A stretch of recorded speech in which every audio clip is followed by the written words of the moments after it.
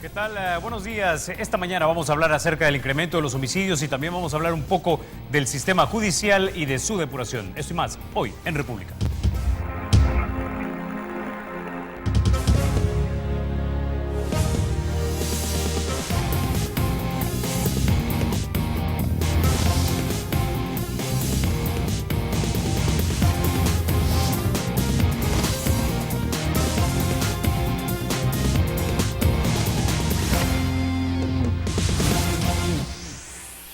Bueno, sin mayor preámbulo, introducimos a nuestros invitados esta mañana. Nos acompañan don Roberto Cañas. Él es analista político, ex candidato a la alcaldía por San Salvador y también firmante de los acuerdos de paz. También nos acompaña Ulises del Dios Guzmán. Él es ex magistrado de la Corte Suprema de Justicia y bienvenidos esta mañana a República. Don Roberto, comencemos con usted. 22 fallecidos diarios, según Medicina Legal, es el promedio en los primeros días de mayo. ¿Será que esto, a su juicio, se va a poner peor antes de ponerse mejor? Bueno, en primer lugar, lamentar los fallecimientos. Atentar contra la vida es lo más grave que hay en cualquier circunstancia y esto no debería de pasar en el país. El derecho a la vida es el derecho fundamental y yo tomo opción en primer lugar del lado de las víctimas, del lado de sus familiares. Hay que hacer un esfuerzo porque no tengamos que lamentar tanto homicidio, tanta muerte. Que si va a seguir así o va a disminuir, mi deseo es que disminuya, que podamos encontrar los mecanismos que posibiliten que la delincuencia en su conjunto y la violencia, que es hermana gemela de la delincuencia, vayan disminuyendo.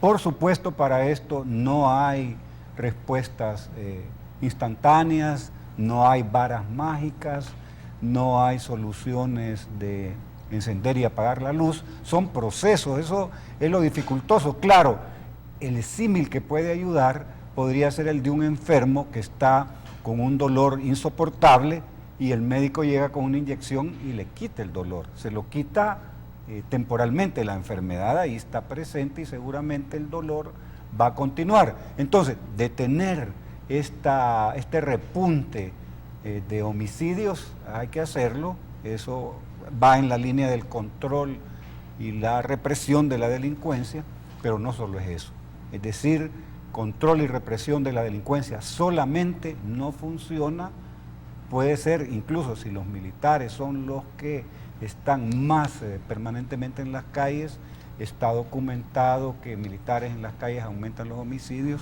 la experiencia mexicana es harto elocuente en eso.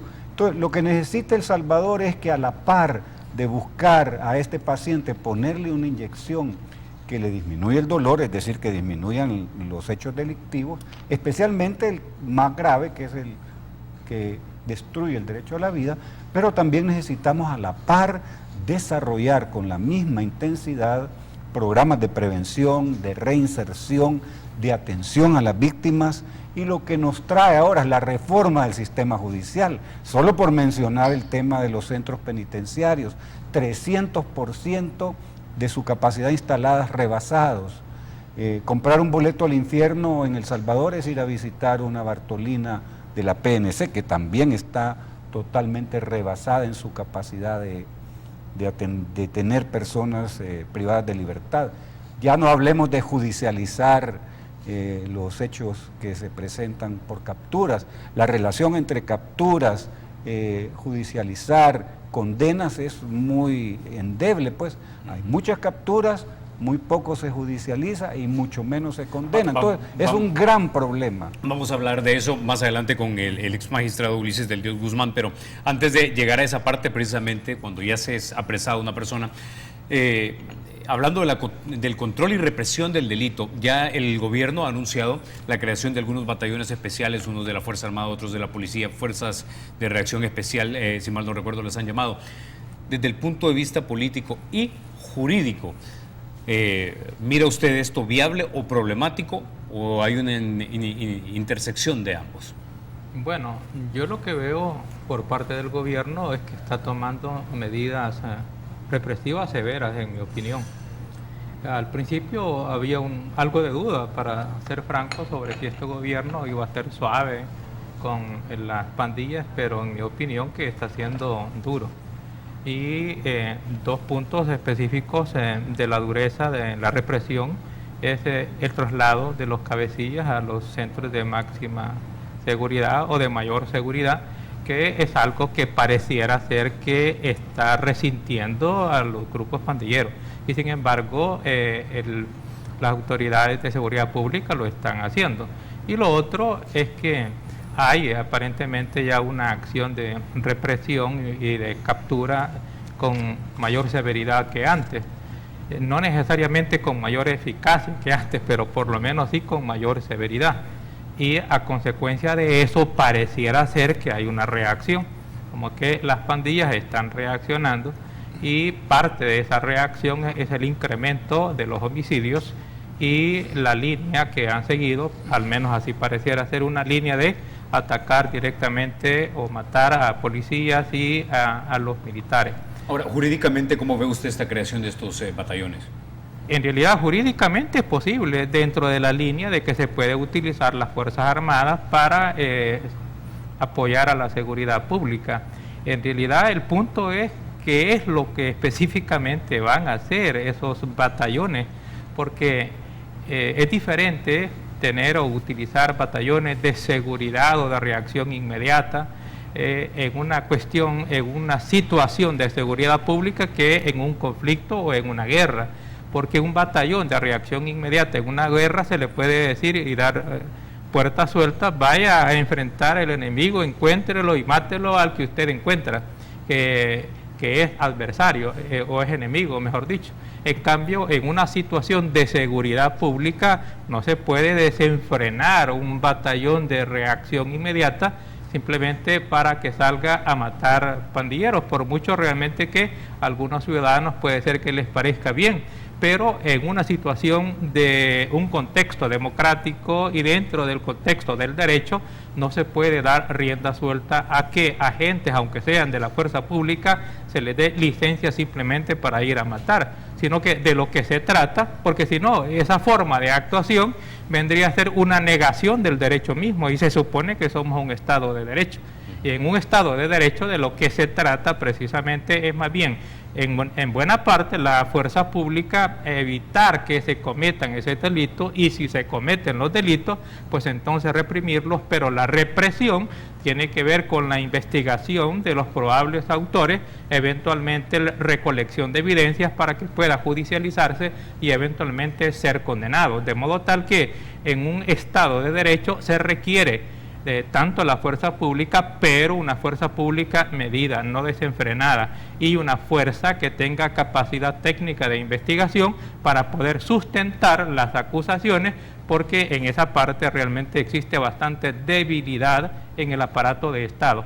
Por eso es que se tienen esas estadísticas en las cuales pareciera ser un poco hasta ridículo la cantidad de los casos que se judicializan versus los casos que son condenados.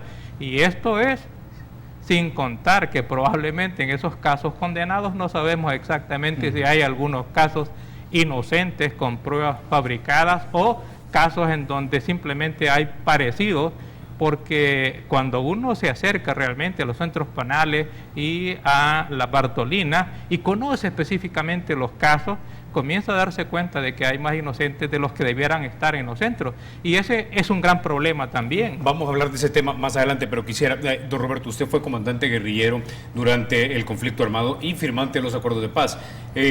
Seguramente en más de alguna ocasión enfrentó un batallón de reacción inmediata. Ahora, eso era tiempo de guerra. En tiempo de paz, esos batallones o fuerzas especiales, ¿qué entiende usted por ellos? Es que ahí es donde tenemos que empezar. Hay que cuidar en esto el lenguaje para empezar.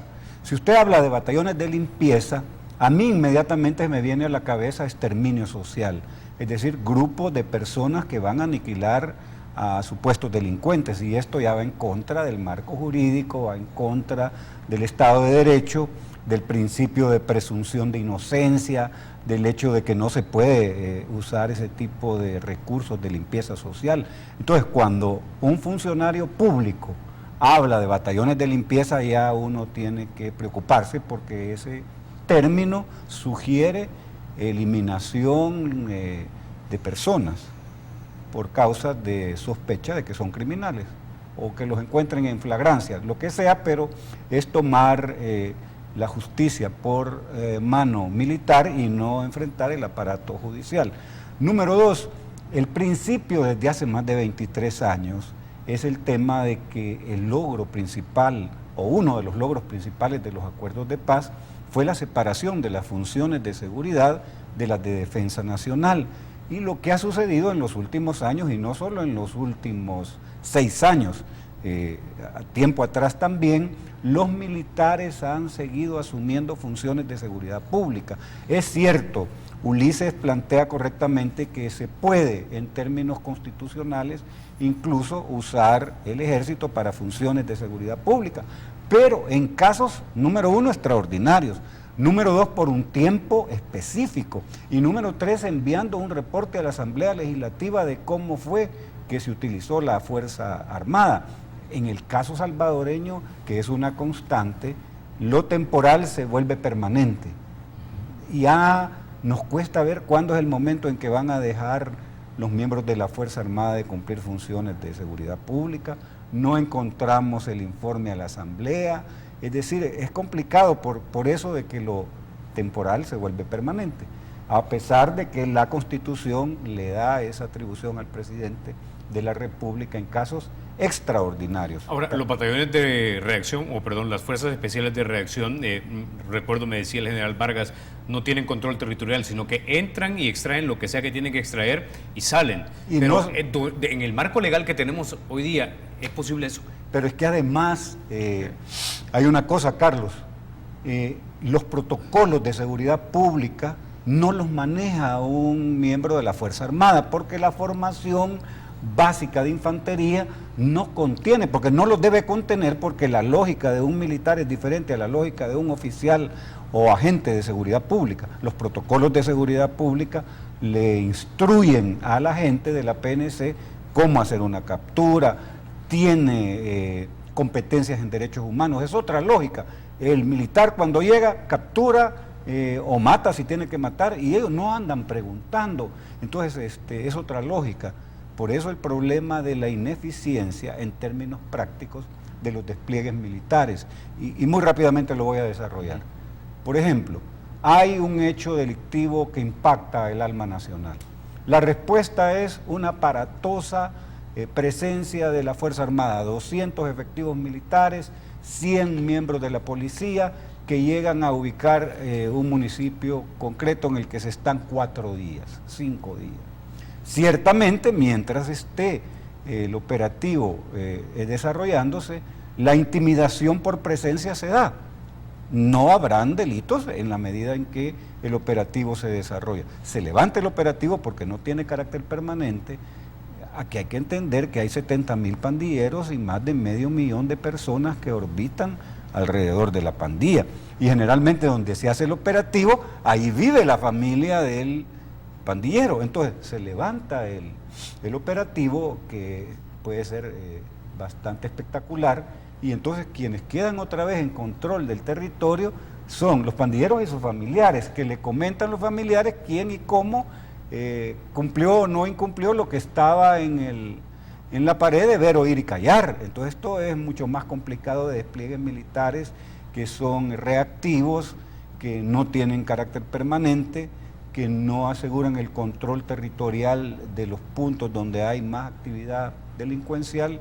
Es mucho más complicado, pues, de que sacar a la Fuerza Armada a patrullar, porque eso tiene grandes limitaciones en términos de represión del delito. Ahora, ahí estamos hablando en el contexto del marco jurídico que tenemos actualmente. Por eso mi primera pregunta, que si con el actual marco jurídico que tenemos, esas fuerzas especiales de reacción serían especialmente efectivas, o si habría que crear un marco jurídico especial, como ese que dicen algunos diputados de regímenes de excepción focalizados.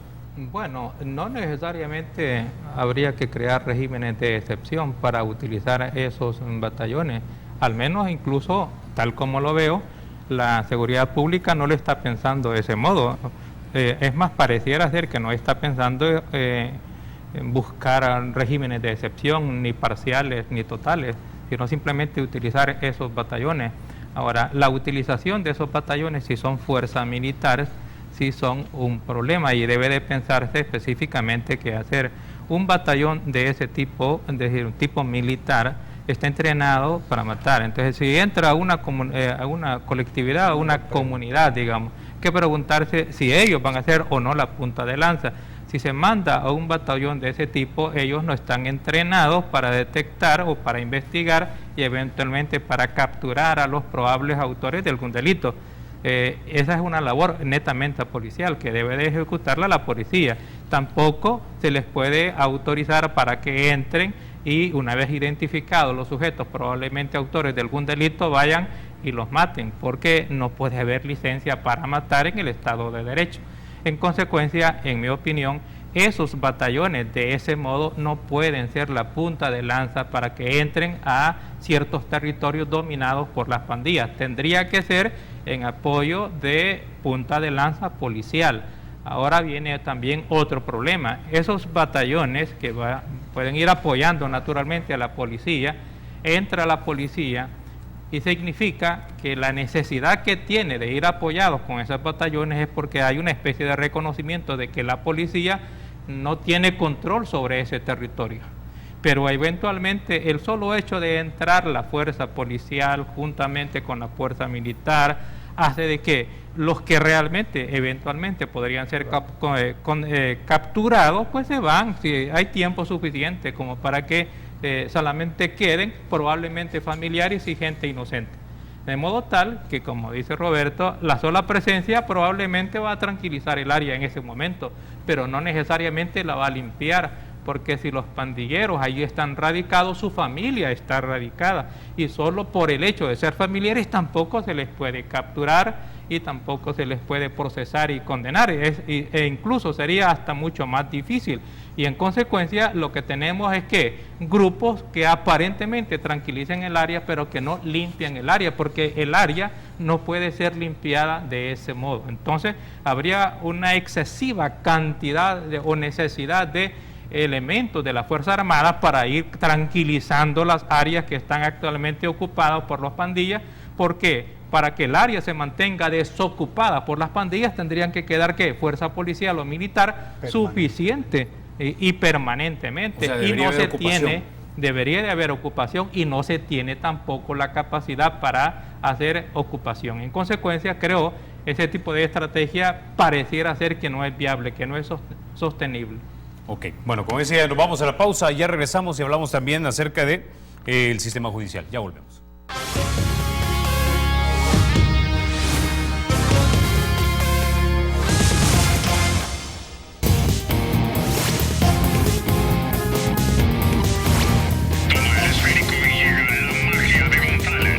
El Estado es y será siempre libre e independiente y no será jamás el patrimonio de ninguna familia ni persona.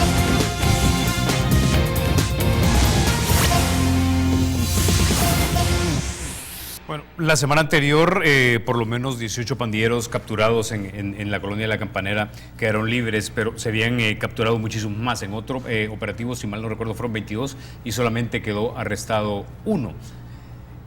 ¿En dónde está la debilidad entonces, don Roberto, su juicio? ¿Está en la policía con malos procedimientos o en los jueces que según exfiscales, por ejemplo, se apegan a códigos que consideran garantistas y dejan ir entonces a estas personas presuntas criminales? Bueno, esto tiene como muchas aristas. El tema es que cuando se da una captura, ahí solamente se inicia un proceso en el cual hay muchos factores que juegan, que están en juego. Porque de ahí para que llegue al juez y que el juez pueda una vez procesar y juzgar y meter a la cárcel, no es así nomás. Entonces ese es el punto. Y la relación clave es cómo está el vínculo de trabajo conjunto entre Fiscalía, entre el agente auxiliar de la justicia, que es la policía, y entre los jueces. Estamos hablando de todo el sistema, por supuesto. Ulises, que ha sido magistrado de la Corte Suprema, va a hablar con muchísima más propiedad. Yo lo veo desde la lógica de un ciudadano que ve con preocupación el tema.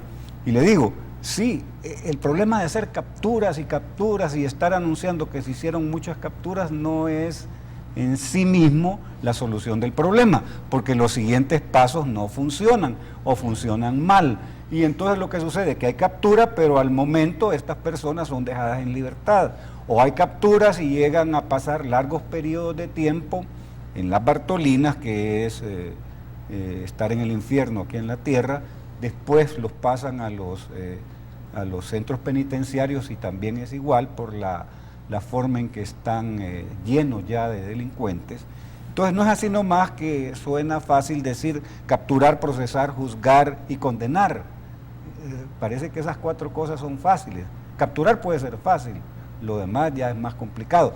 Porque vaya, la prueba, hay que ver con medicina legal si se complica la prueba o no entre el momento que media de quedar el delito ahí en la calle y que lleguen los de la fiscalía o los de la policía a documentar la prueba. Parece ser que se ensucia el lugar del delito y empiezan las complicaciones. Pues llega el juez y el juez encuentra que no tiene las condiciones para pasar a procesar y juzgar, y entonces deja en libertad. Además, esto tiene otras connotaciones. Por ejemplo, a mí se me dicen, vaya donde están los que cometieron el delito en su contra, identifíquelos, y ellos me van a ver a mí. Yo tendría serias dudas de poder hacer ese procedimiento, más si ha sido en mi casa o cerca de mi casa el hecho delictivo, porque yo sé que lo que me va a platicar después, que a lo mejor dejen en libertad a estos delincuentes, que tengo que preocuparme por mi situación y la de mi familia. Entonces no es así nomás esta realidad. Ok, ahora, don Ulises, usted ha sido magistrado, ha sido juez, es penalista. La pregunta es, ¿la debilidad entonces está en la policía que no, recupera las pruebas necesarias? ¿Es debilidad de la fiscalía que no tiene los recursos para utilizar esas pruebas? ¿Es debilidad de la ley que privilegia la prueba testimonial y aquí no hay protección a testigos sobre la prueba científica? ¿O es debilidad de los jueces que de repente son demasiado garantistas? En mi opinión, hay debilidades en el sistema, en las leyes y en las instituciones. Cada quien tiene su parte ahí. Para comenzar, en las leyes, los procesos penales son procesos demasiado burocráticos y se gasta 2 o 3 veces más de lo que debiera de gastarse para un proceso penal. Los procesos penales son excesivamente caros. Solo para dar una leve idea de lo que ocurre, para que se realice la fase de la instrucción, puede ser que haya necesidad, entre comillas, de llevar o trasladar a los procesados 1 vez, 2 veces, 3 veces, 4 veces, 10 veces, más veces, por las frustraciones que se producen o porque en ocasiones están siendo procesados colectivamente y entonces deben de estar todos para que se realice la audiencia. El movimiento que tiene que hacer el sector para trasladar a esas personas y el esfuerzo de los juzgados para instalarse el tiempo disponible y eventualmente las frustraciones es realmente una cantidad de tiempos y de recursos humanos y financieros que es un absoluto desperdicio de dinero.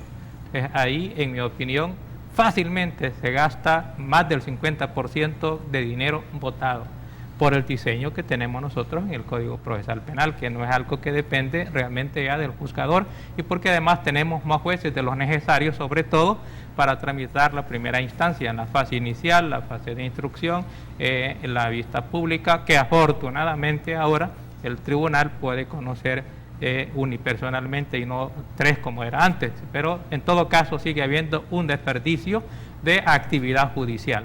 Lo otro que tenemos nosotros es que también hay problemas en otras instituciones hasta que llega la parte judicial, porque las capturas en realidad pueden ser de 2 tipos.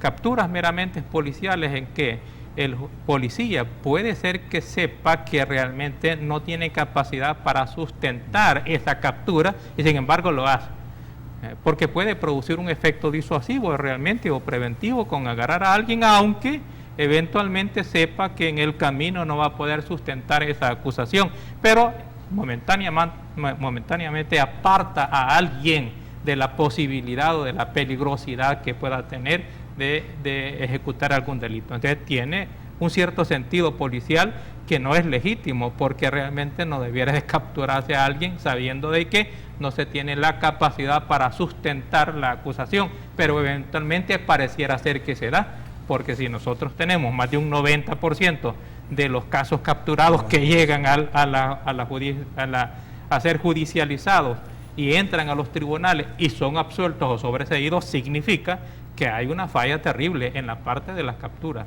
Lo otro que puede ser que realmente haya capturas que se pretenda o se supone de que van a ser probados, pero también hay deficiencias de investigación y deficiencias también en la identificación y lograr la colaboración de los testigos.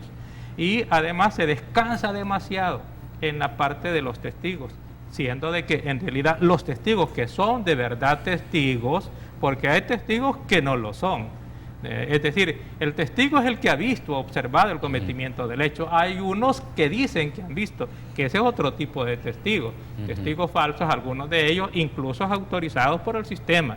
Pero hay otros realmente de que son verdaderos testigos, pero ese verdadero testigo no se quiere arruinar la vida por ir a declarar que vieron una extorsión, un secuestro, un homicidio, una lesión, un robo. Porque sabe que si va a declarar, no va a declarar contra un sujeto únicamente que está ahí procesado. Va a declarar contra un sujeto que es miembro de una pandilla. Y que aunque este sujeto logre eventualmente ser condenado, tiene a otros muchos más que pueden eventualmente vengarse. Entonces eso produce un efecto intimidante realmente en la gente. ¿Qué significa entonces? Que debemos de descansar un poco, desplazar un poco la parte probatoria de los testigos y no orientarnos a entrenar testigos para que se prendan las versiones y vayan a declarar, porque eso es falsificar también el proceso penal y esas cosas se dan, sino que lo que hay que hacer es realmente entrenar para la prueba técnico-científico, de modo tal que la prueba técnico-científico vaya poco a poco creciendo, entrenándose los agentes policiales, que todos deberían de ser especialistas en investigación y en recolección de evidencia, para que la prueba testimonial sea residual y no la necesaria prácticamente en todos los procesos criminales. Ahora, don Roberto, precisamente ese era uno de los puntos, recuerdo yo, de las recomendaciones que daba el exalcalde Rudy Giuliani la semana anterior en ENADE. La pregunta es si en la próxima, bueno, de hecho en esta sesión legislativa que ya se inició, deberían los diputados realmente sentarse, y aquí ya vamos de la parte política, y estudiar esas reformas al Código Procesal Penal. Es que en términos de enfrentar la delincuencia y hacer política pública de seguridad, el aspecto legal es clave. Obviamente la función legal es que un funcionario público, un empleado, solo puede cumplir lo que la ley le dice. Entonces, pueden hacerse muchas recomendaciones y algunas muy buenas, pero si escapan del marco jurídico que tiene el funcionario para actuar, no son aplicables. Entonces, cuando se diseña política pública de seguridad, en primer lugar hay que ver el marco jurídico. Es decir, si el funcionario para actuar va a cumplir la normativa que rige cómo debe actuar, porque no se puede salir del marco jurídico. Entonces, por eso hay necesidad, habría que ver en qué cosas sí y en qué cosas no, hacer reformas a la ley, porque sin eso no es viable alguna recomendación que se haga. Número 2, bueno, usted tiene ya el marco jurídico adecuado, el funcionario público puede actuar en base a derecho. El segundo paso es la coordinación interinstitucional, porque la política pública de seguridad no solo la hace una institución, la hace la Fiscalía en colaboración con la policía, con los jueces, los sistemas penitenciarios, es todo un sistema judicial pues que hay que ver cómo lo reformamos para que actúe como un sistema de verdad articulado, armonioso. Tercer lugar para política pública de seguridad, ya tiene usted resuelto lo de la ley, tiene resuelto la cooperación interinstitucional, viene lo del dinero. Ningún esfuerzo en política pública se puede ejecutar sin recursos. Y entonces ahí vienen los problemas. La policía tiene problemas en los salarios de los agentes, en el equipo, en los lugares donde están las sedes policiales, no digamos las dificultades que tiene la Fiscalía, le hace falta presupuesto y todo el sistema de jueces, y ya no digamos el sistema penitenciario. Entonces ahí estoy mencionando tres aspectos de política pública: las leyes, la coordinación interinstitucional y el tema de los recursos. Y después la medición de la efectividad. Debe de existir un procedimiento con indicadores claros que me diga que esa política pública que yo estoy aplicando es efectiva. Por eso este no es un tema de militares, ni es un tema de solo policías, es mucho más complicado que eso. Entonces yo diría que habría que revisar bien si lo único de lo que se trata es reformar leyes en la Asamblea Legislativa que va a iniciarse después de que salga de este receso. Sí, a lo mejor habría que ver cuáles y en qué medida se pueden reformar, y otras que, por ejemplo, hay sugerencias por ahí del tema de menores, cómo se reforman las leyes para que eso es muy polémico, empezar a meter mano en reformar leyes que tienen dificultades porque hay acuerdos internacionales que tendrían que modificarse también, y eso está por encima de la ley secundaria. Entonces es muchísimo más complicado en términos de política pública de seguridad que reformar leyes. Ahora, don Ulises, vamos ahora a la parte del sistema judicial. Recuerdo en los últimos meses nos desayunábamos con el hecho de que se habían arrestado algunos jueces especiales en el oriente del país por estar en cierta conspiración con las personas a las que supuestamente habían juzgado o debían juzgar o habían condenado. Cuando usted era magistrado de la Corte, en algún momento dado dijo de que no habían los votos suficientes en Corte Plena para efectuar una depuración efectiva y más acelerada. ¿Sigue siendo así? Sigue siendo lo mismo. Lo que ocurre es que tampoco existe dentro... Hoy dos cosas sobre esa cuestión del régimen disciplinario, en mi opinión, de los jueces. Uno es que no es una función que debería de desempeñar la Corte Suprema de Justicia. Debería de ser una función aparte, porque si la Corte, que es la cúspide de la jerarquía de los jueces, es la que tiene el régimen disciplinario, significa que también los que están arriba tienen la capacidad de influencia sobre los jueces. Y cualquier persona puede eventualmente, con o sin razón fundada o infundadamente, presentar alguna denuncia contra los jueces, y entonces los jueces se vuelven débiles con relación a la cúspide, porque ellos son los que al final van a decidir no solamente imponer multas, sino que o suspensiones, eventualmente remociones.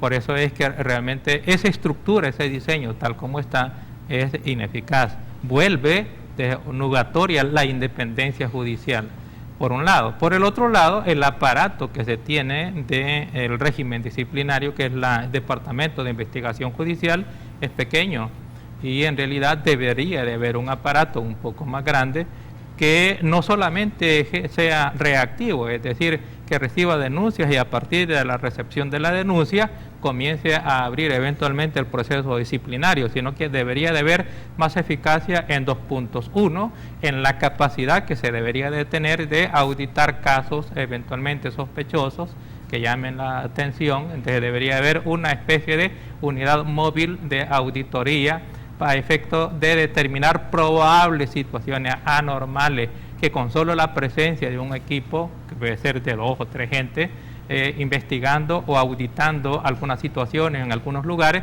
podría producir un efecto disuasivo para mantener, porque la idea no es realmente quitar al juez, sino que mantener la sanidad dentro de la actividad judicial.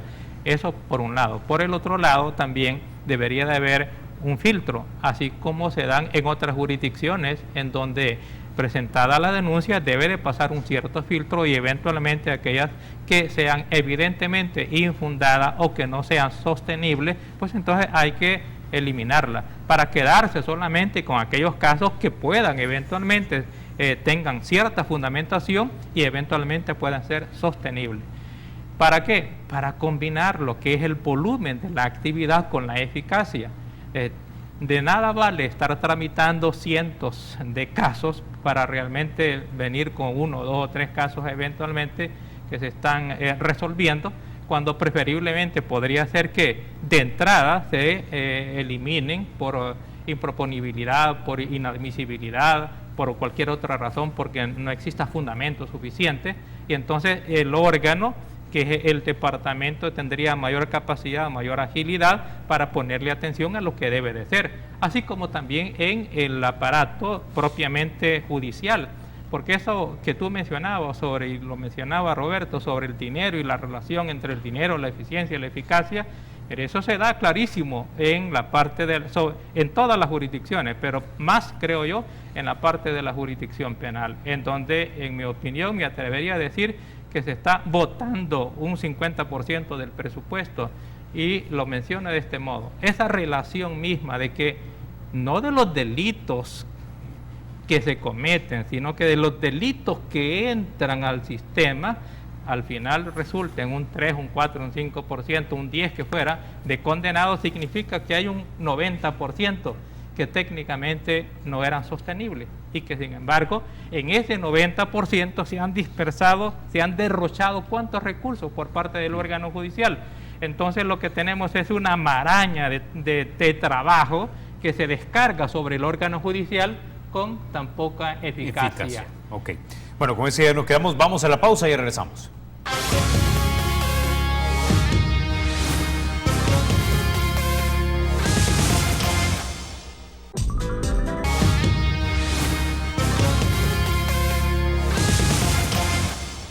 Bueno, tenemos solamente 4 minutos más, pero la siguiente pregunta: ¿estarían ustedes de acuerdo con que se aprobara nuevamente una ley que obligara a que la Sala de lo Constitucional por unanimidad emitiera resoluciones sobre la constitucionalidad de leyes o anteproyectos? Don Roberto. No, porque eso está atentando contra el principio democrático.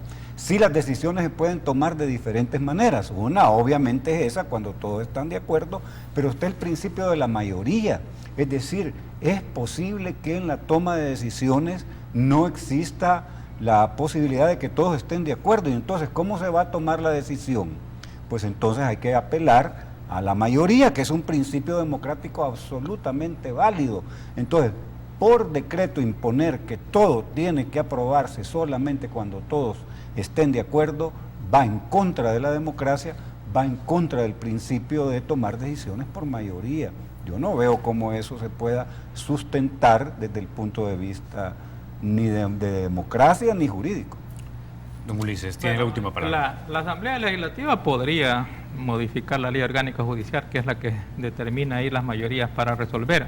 Sin embargo, en la democracia, así como se toman las decisiones por mayoría para elegir a los funcionarios públicos, presidente, diputados, consejos municipales, etcétera, esta es parte de la misma naturaleza de la democracia tomar decisiones por mayoría y no se puede exigir la unanimidad, porque realmente permitir la unanimidad en realidad lo que trae como consecuencia es volver ineficaz el órgano o eventualmente la imposición autoritaria, cualquiera de las dos soluciones. En este caso particular de la Sala de lo Constitucional, la toma de las decisiones, la Ley Orgánica Judicial establece 2 tipos de mayorías para resolver de la competencia de la Sala de lo Constitucional: las exhibiciones personales y los amparos, que necesitan de 3 votos de 5, y las inconstitucionalidades por el efecto general y obligatorio, que generalmente se refiere a las leyes, que se requieren de 4 de 5, de modo tal que estamos hablando de un porcentaje de 80% del órgano colegiado. Y en consecuencia 80% del órgano colegiado es realmente una mayoría calificada, realmente que podríamos decir no se le puede reprochar que el otro 20% se adhiera. Es más, creo que mantener ese 80% o en todo caso una mayoría cualquiera que sea, permite también la expresión de la minoría, porque si no fuese así, entonces no habría expresión de la minoría, y una toma de decisión por una mayoría debe de permitir también por lo menos conocer cuál es el punto de vista de la minoría que no estuvo de acuerdo, pero en todo caso así debe de tomarse la decisión por principio democrático y para evitar la ineficacia del órgano. Y además, Carlos, solo para complementar, hay un principio de igualdad ante la ley. No es posible entonces que se reforme la ley y que la Corte obligatoriamente por la ley reformada tome decisiones solamente de todos de acuerdo, porque entonces eso tendría que aplicar para todas las decisiones en todo el aparato del Estado, porque no es posible que en un lugar sí sea por mayoría, que no sea por mayoría que se tomen las decisiones, sino que con la decisión de todos, y en todos los demás no. ¿Cómo es eso que una ley es diferente y en la otra todos tienen otro tipo de tratamiento? Eso no es inmanejable. Pues. Sí, caballeros, no me resta más que agradecerles que hayan estado ustedes esta mañana en República. Definitivamente hemos arrojado luz, creo yo, sobre este tema que tanto preocupa a los salvadoreños. A ustedes, amigos, los espero mañana a las 6:30 de la mañana, y recuerden, porque la República es de todos, hay que cuidarla.